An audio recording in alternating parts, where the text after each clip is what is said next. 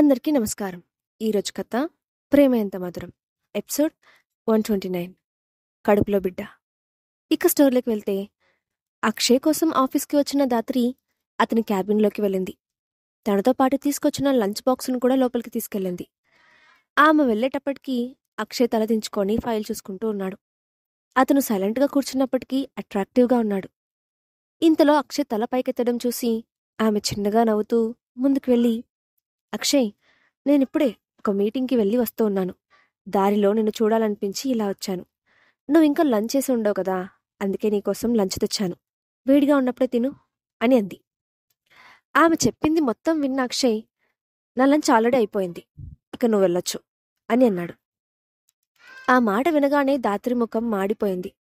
ఆమె గుండెల్లో బాధగా అనిపించింది. అయినా ఆమె దాన్ని ఓర్చుకుంటూ మామూలుగా కనిపించడానికి ప్రయత్నిస్తూ, అక్షయ్, నాకు నిన్ను చూడాలనిపించి ఇలా వచ్చాను. మీ అమ్మగారు కూడా ఎప్పుడూ నీ గురించి నాతో మాట్లాడుతూనే ఉంటారు. నువ్వు చాలా రోజుల నుంచి ఇంటికి కూడా వెళ్ళడం లేదంట కదా, ఆంటీ నాతో చెప్పారు అని అంది.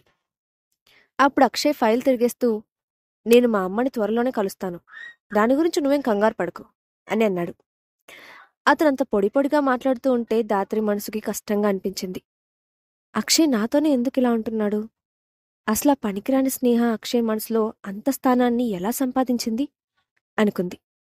అయినా వెంటనే కంట్రోల్ చేసుకుంటూ చిన్నగా నవ్వి, సరే, కానీ నువ్వు ఇంతలా వర్క్ చేసి అలసిపోవద్దు, కాస్త రెస్ట్ తీసుకుంటూ ఉండు అని ప్రేమగా చెప్పింది.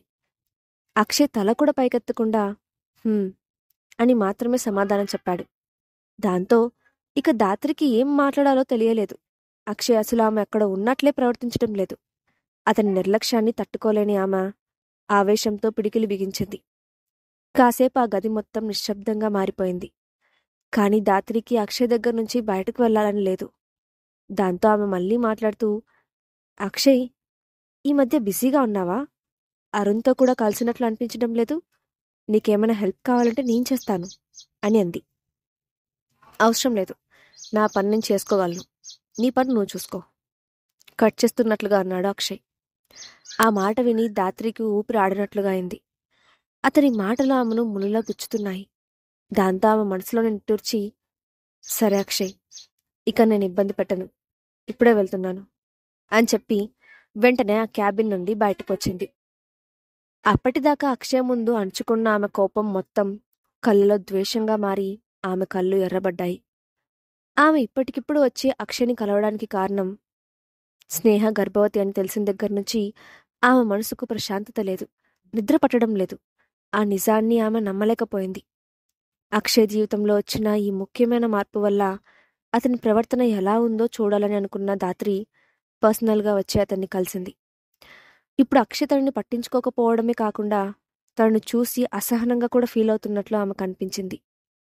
అక్షయ్ నిర్లక్ష్యమైన సమాధానం, ఎదురుగా ఉన్న తనను పట్టించుకోనట్లే ప్రవర్తించడంతో దాత్రి లోపలే నలిగిపోతోంది. కానీ ఆమె ఈసారి మరింత స్ట్రాంగ్గా ఉండాలని నిర్ణయించుకుంది. ఎప్పటికైనా అక్షయ్ను పెళ్లి చేసుకోవడం ఆమె జీవిత లక్ష్యం.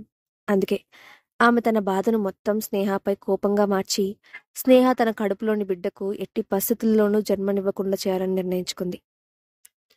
దానికోసం తన మనసులోనే పక్కా ప్లాన్ రెడీ చేసిన దాత్రి కారెక్కి వెళ్ళిపోయింది. అది చూసిన త్రిపాఠి వెంటనే కాల్ చేసి, బాస్, దాత్రి మేడం వెళ్ళిపోయారు అని చెప్పాడు.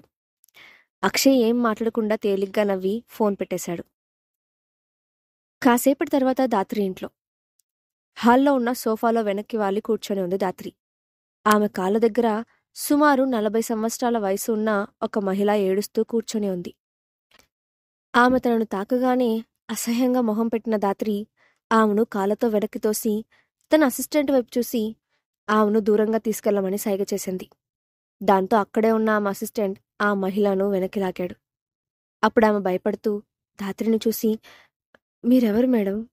నన్నెందుకు ఇక్కడికి తీసుకొచ్చారు? మీకు ఇచ్చుకోవడానికి నా దగ్గర డబ్బులు కూడా ఏమీ లేవు, దయచేసి నన్ను వదిలేయండి అని ఏడుస్తూ అడుగుతోంది. ఆ మాటలు విన్న దాత్రి నవ్వుతూ, భయపడకు, నువ్వు నేను చెప్పినది చేసినంతకాలం నీకే ప్రమాదం జరగకుండా నేను చూసుకుంటాను, కానీ నేను చెప్పింది చెప్పినట్టు చేయాలి అని అంది. ఆ మాటకు ఆమె ఏమీ అర్థం కానట్లు దాత్రిని చూస్తూ నిలబడింది. అప్పుడు దాత్రి, నీ పేరు శ్యామల, నీకొక కొడుకున్నాడు. అతడు పేకాట ఆడుతూ నువ్వు సంపాదించిన డబ్బులన్నీ పోగొట్టాడు. పైగా ఊరంతా అప్పులు చేశాడు. ఆ అప్పులు తీర్చలేకపోవడంతో వాళ్ళు నీ కొడుకు చేయి నరికేశారని విన్నాను. అది నిజమే కదా అని అడిగింది. అప్పుడు ఆమె వాళ్ళని భయంగా చూస్తూ, మేడం, వాడు మీకేమైనా అప్పు ఉన్నాడా? ఉంటే ఎప్పటికీ తీర్చలేడు. ఇప్పుడు వాడి దగ్గర డబ్బులు కూడా ఏమీ లేవు. వాడు మీకేమైనా బాకీ ఉంటే నా జీవితకాలం మీకు ఊడిగం చేసి తీర్చుకుంటాను. వాడిని మాత్రం ప్రాణాలతో వదిలేయండి అంటూ ఏడుస్తూ చెప్పింది. అప్పుడు దాత్రి ఆమె వైపు చూసి ఎగతాళిగా నవ్వుతూ, డబ్బా? నువ్వు నాకు డబ్బు ఇవ్వగలవా అని వెంటనే ముఖం సీరియస్గా మారుస్తూ, నేను చెప్పింది చేశావనుకో, నేనే నీకు జీవితకాలం సరిపడా డబ్బిస్తాను అని చెప్పింది. అంతవరకు ఏడుస్తున్న ఆ మహిళ వెంటనే ఆశ్చర్యంగా దాత్రి వైపు చూసి, మా అప్పులని తీర్తాయంటే మీరేం చెప్పినా నేను చేస్తాను. నా కొడుకు కోసం నా ప్రాణాలైనా ఇస్తాను అని కళ్ళు తుడుచుకుంటూ చెప్పింది. అప్పుడు దాత్రి, నీ బోడి ప్రాణాలు నాకెందుకు? నేను చెప్పినట్టు నీ తెలివితేటలు ఉపయోగించి చేశావనుకో, నువ్వు నీ కొడుకు ఏ బాధలు లేకుండా సుఖంగా ఉండొచ్చు అని చెప్పింది. మరి నేను చెప్పింది చేస్తావా అని అడిగింది దాత్రి.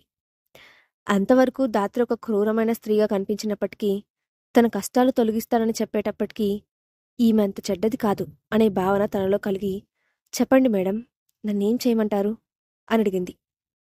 దాత్రి అక్కడ టేబుల్ మీద ఉన్న ఒక చిన్న మెడిసిన్ బాటిల్ను తీసి ఆమె చేతికిచ్చింది.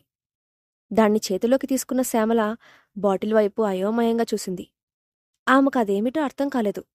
అప్పుడు దాత్రి, నువ్వు అక్షయ్ ఇంట్లో పని మనిషివి కదా, కాబట్టి నీకు స్నేహ తెలిసే ఉండాలి అని అంది. ఆమె దానికి అవునన్నట్లుగా తల ఊపుతూ, స్నేహ అంటే మా అక్షయ్ సారు భార్యగారే కదా మేడం అని అడిగింది. అక్షయ్ సార్ భార్య అనే మాట వినగానే దాత్రి అసూయతో రగిలిపోయింది. హా, తనే అని అయిష్టంగా చెప్పింది దాత్రి. ఇంకా నువ్వు రోజు ఈ బాటిల్లో మందును ఒక చుక్క ఆమె తాగే నీళ్ళలో కలిపి ఇవ్వాలి.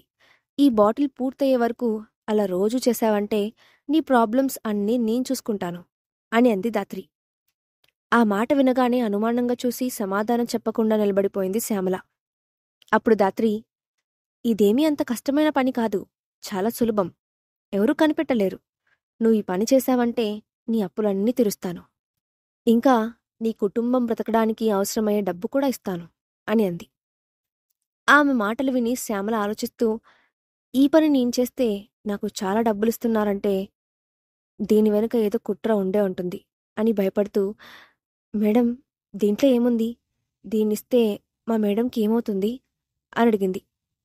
వెంటనే దాత్రి ఆమె వైపు కోపంగా చూస్తూ, చూడు, నీకు చెప్పిన పని నువ్వు చెయ్యి. నీకు సంబంధం లేని విషయాలు అడగకపోవడమే మంచిది అని వార్నింగ్ ఇచ్చినట్లు చెప్పింది. అప్పుడు ఆమె భయపడుతూ, అమ్మో, నేను ఎలాంటి హత్యలు చేయను. నా కొడుకు ఇప్పటికే జైల్లో ఉన్నాడు. నేను కూడా వెళ్ళాలనుకోవట్లేదు అని అంది. అప్పుడు దాత్రి, ఈమెకు విషయం చెప్పకపోతే పని చేసేలా లేదని నిర్ణయించుకొని, కంగారు పడకు. ఆమె తాగే నీటిలో దీన్ని రోజు ఒక చుక్క వెయ్యి. దీనికి రుచి, వాసన, రంగు ఏమీ ఉండవు. అంతేకాక స్నేహ ప్రాణానికి కూడా ఏమీ ప్రమాదం జరగదు. జస్ట్ ఆమె కడుపులో ఉన్న బిడ్డ చనిపోతాడు అంతే. ఒక నార్మల్ అపార్షన్ జరిగినట్టు ఉంటుంది. ఎవరికి అనుమానం కూడా రాదు అని చెప్పింది. అప్పుడు శ్యామల ఆమెను అనుమానంగా చూసి, నిజంగానా? మీ మాటల్ని నేనెలా నమ్మాలి? పైగా పని పూర్తయిన తర్వాత నాకు డబ్బులివ్వకపోతే అని అడిగింది. దానికి దాత్రి నవ్వుతూ, నన్ను నమ్మడం లేదా? సరే అయితే, ఇప్పుడు నేను కొంచెం డబ్బిస్తాను. ఈ మెడిసిన్ పట్టుకెళ్ళు. పని పూర్తయిన తర్వాత మిగిలిన డబ్బు ఇస్తాను. మధ్యలో నీకు ఏ ప్రాబ్లం వచ్చినా నా దగ్గరకు రావచ్చు అని నమ్మకంగా చెప్పింది. దాంతో శ్యామల ఒక క్షణం ఆలోచిస్తూ, ఈ చిన్న పని చేస్తే చాలా డబ్బొస్తుంది. ఈ అదృష్టం అందరికీ రాదు. నేను దీన్ని ఉపయోగించుకోవాలి అని తనకు తానే ధైర్యం చెప్పుకుంటూ చివరికి సరేనని తల ఊపి ఆ మందు బాటిల్ చేతిలోకి తీసుకొని చూస్తూ, మీరింకేం ఆలోచించకుండా నిశ్చింతగా ఉండండి. పని పూర్తయ్యాక నేనే మీకు ఫోన్ చేస్తాను అని చెప్పి అక్కడి నుంచి వెళ్ళిపోయింది. అప్పుడు దాత్రి తన అసిస్టెంట్ వైపు చూసి, ఈ శ్యామల బ్యాక్గ్రౌండ్ సరిగ్గా ఎంక్వైరీ చేశారా? చెప్పింది చెప్పినట్టు చేస్తుందా లేదా? ఏదైనా తప్పు జరిగితే నేను మిమ్మల్ని వదిలిపెట్టను అని అంది. అప్పుడు ఆమె అసిస్టెంట్, మేము ఆమె గురించి అంతా ఎంక్వైరీ చేసి మీ దగ్గరకు తీసుకొచ్చాం మేడం, అంతా కరెక్ట్గానే ఉంది అని చెప్పారు. వారి మాటలు విన్న దాత్రి సరేనంటూ తలూపి స్నేహాన్ని తలుచుకొని చిన్నగా నవ్వుతూ, ఇక నీ పతనం మొదలైంది అని అనుకుంది. అనుకున్న సమయానికంటే ముందుగానే స్నేహాకరణలు డైరెక్టర్తో పెట్టుకున్న మీటింగ్ పూర్తయింది. ఆమె ఈరోజు త్వరగా వర్క్ కంప్లీట్ అవడంతో తానే స్వయంగా యువన్ను పికప్ చేసుకోవడానికి స్కూల్కి వెళ్ళింది. స్కూల్ బెల్ కన్నా ముందుగానే స్నేహ అక్కడికి చేరి గేట్ బయట నుంచొని యువన్ కోసం వెయిట్ చేస్తోంది. చాలామంది పేరెంట్స్ కూడా తనలాగే వెయిట్ చేస్తూ ఉన్నారు. కానీ వాళ్ళల్లో ఎవరో ఒకరు తనను వాచ్ చేస్తున్నట్లు స్నేహకు అనుమానం కలిగింది. వాళ్ళెవరో చూద్దామని స్నేహ ప్రయత్నించేటప్పటికీ అక్కడున్న పేరెంట్స్లో కలిసిపోయారు. స్నేహ 2 అడుగులు ముందుకు వేసి మళ్లీ వెతికింది. కాని ఈలోగానే అతను తప్పించుకొని వెళ్ళిపోయాడు. దాంతో ఆమె ఆలోచిస్తూ, తను ప్రెగ్నెంట్ కావడం వల్ల అందరూ తనని విచిత్రంగా చూస్తున్నారని, సైకలాజికల్ ఫీలింగ్ వలన ఇలా అనిపించి ఉందేమో అని డైనమాలో పడింది స్నేహ. ఇంతలో యువన్ రావడంతో ఆ విషయం అక్కడితో వదిలేసి స్నేహ యువన్ తీసుకొని ఇంటికొచ్చేసింది. తను ప్రెగ్నెంట్ అని తెలిసిన దగ్గర్నుంచి అక్షయ్ చాలా రోజుల పాటు తన ఆఫీస్ వర్క్ వదిలేసి తనను జాగ్రత్తగా చూసుకుంటూ ఉన్నాడు. అందుకని తనని ఈరోజు డిస్టర్బ్ చేయకుండా యువన్ను పిక్ చేసుకొని తన డైలీ రొటీన్కి అలవాటు పడ్డానికి ప్రయత్నిస్తోంది స్నేహ. ఇంటికి రాగానే యువన్ అన్నపూర్ణతో కలిసి ఫ్రెష్ అవడానికి వెళ్ళాడు. స్నేహ అక్కడ సోఫాలో కూర్చొని రిలాక్స్ అవుతూ న్యూస్ పేపర్ చదువుతోంది. ఇంతలో శ్యామల హాట్ వాటర్ తీసుకొని వచ్చి, మేడం, మీకోసం లైట్ వేడిగా హాట్ వాటర్ తీసుకొచ్చాను. ఈ హాట్ వాటర్ తాగితే మీకు మీ కడుపులో ఉన్న బిడ్డకు చాలా మంచిది అని చెప్తూ గ్లాస్ను ఆమె చేతికిచ్చింది. అక్షయ్తో పాటు ఇంటిలోని సర్వెంట్స్ కూడా తనను చాలా ఎఫెక్షనేట్గా చూసుకుంటున్నారని అనుకున్న స్నేహ ఒక కృతజ్ఞతగా ఆమె వైపు చూసి నవ్వుతూ ఆ వాటర్ గ్లాస్ను తీసుకుంది. పేపర్లో ఏదో ఇంట్రెస్టింగ్ న్యూస్ చదువుతున్న స్నేహ ఆ వాటర్ను ఒక సిప్ చేసి గ్లాస్ పక్కన పెట్టేసింది. అది చూసిన శ్యామల ఒక సిప్ నీళ్ళు తాగితే తాను కలిపి ఇచ్చిన మందు పనిచేస్తుందా లేదా అని అనుమానంలో పడింది. మళ్ళీ నీళ్లు తాగమని ఆమెతో చెప్తే స్నేహకి ఏదైనా అనుమానం వస్తుందేమోనని అనుకున్న ఆమె ఇప్పుడెలా, ఏం చేయాలి అని అనుకుంది. దాంతో ఆమె తెలివిగా, మేడం, వాటర్ హాట్గా లేవా, మళ్ళీ వేడి చేసి తీసుకురానా అని వినయంగా అడిగింది. అప్పుడు స్నేహ, వద్దు, మళ్ళీ వేడి చేయొద్దు, ఈ వేడి సరిపోతుంది అని వాటర్ గ్లాస్ తీసుకొని నీళ్లు పూర్తిగా తాగి ఖాళీ చేసి శ్యామ్లాకిచ్చి నవ్వుతూ, థ్యాంక్యూ, ఇక నువ్వు వెళ్ళు అని అంది. దాంతో శ్యామల గ్లాస్ తీసుకొని అక్కడి నుంచి గబగబా కిందికి వచ్చేసింది. వంటగదిలోకి వచ్చిన ఆమె తాను చేసిన పనికి గిల్టీగా ఫీల్ అవుతూ, ఒక తల్లికి ఈరోజు బాధను మిగిల్చాను అనుకుంటూ మనసులో తను చేసిన తప్పును క్షమించమని ఆ దేవుణ్ణి వేడుకుంటూ బాధపడుతోంది. ఇంతలో ఆఫీస్ నుండి తిరిగి వచ్చాడు అక్షయ్. అతను లోనికి రాగానే సర్వెంట్స్ పరిగెత్తుకుంటూ వెళ్లి అతని చేతిలోని సూట్ కేస్, కోట్ను అందుకున్నారు. అతను నేరుగా స్నేహ రూంలోకి వెళ్ళాడు. సోఫాలో కూర్చొని ఏదో పుస్తకం చదవడంలో మునిగిపోయి సీరియస్గా ఇన్వాల్వ్ అయ్యింది స్నేహ. ఆమె సోఫాలో కూర్చున్న విధానం అతనికి చాలా క్యూట్గా అనిపించడంతో అక్షయ్ ఆమె దగ్గరకు వెళ్ళి ఆమెను ఇంట్రెస్టింగ్గా చూస్తున్నాడు. అక్షయ్ రావడం కూడా గమనించినంతగా స్నేహ పుస్తకం చదవడంలో మునిగిపోయింది. చామింగ్గా, బ్యూటిఫుల్గా ఉన్న స్నేహాన్ని చూడగానే ఉదయం నుంచి ఆఫీస్ వర్క్లో హడావిడిగా ఉన్న అక్షయ్ టైర్డ్నెస్ అంతా ఒక్కసారిగా ఎగిరిపోయింది. ఆమెను చూసేసరికి ఒక ప్లెజెంట్ ఫీలింగ్. మెల్లగా వెళ్ళి ఆ బుగ్గ మీద ముద్దు పెట్టాడు. అయినా కూడా స్నేహ కావాలని అతన్ని పట్టించుకోనట్లుగా ఏం మాట్లాడకుండా పుస్తకం చదువుతూ కూర్చుంది. దాంతో ఆ మాంతమామను 2 చేతులతో ఎత్తుకున్నాడు అక్షయ్. అప్పుడు స్నేహ కిలకిలా నవ్వుతూ, హే అక్షయ్, ఏం చేస్తున్నావు, నన్ను కిందకు దించు అని అడిగింది. నేనేం చేశాను, జస్ట్ నా ఏంజిల్ని ఎత్తుకున్నాను అంతే అని రొమాంటిక్గా అంటూ సిగ్గుపడుతున్న స్నేహను డైరెక్ట్గా బెడ్పై పడుకోబెట్టి ఆమె నుదుట మీద ముద్దు పెట్టుకున్నాడు. మెల్లగా అతని శరీరం వేడెక్కడం మొదలైంది. అది గ్రహించిన స్నేహ వెంటనే అక్షయ్ను దూరంగా నెడుతూ, అక్షయ్, ఏం చేస్తున్నావు, నీ గుర్తులేదా, కడుపులో బేబీ ఉంది, మనం జాగ్రత్తగా ఉండాలి అంటూ హెచ్చరించింది. దాత్రి ప్లాన్తో స్నేహ కడుపులోని బిడ్డ పరిస్థితి ఏమవుతుంది? స్నేహ తెలియకుండా తీసుకున్న మెడిసిన్ ప్రభావం ఎలా ఉండబోతోంది? నెక్స్ట్ పార్ట్లో చూద్దాం.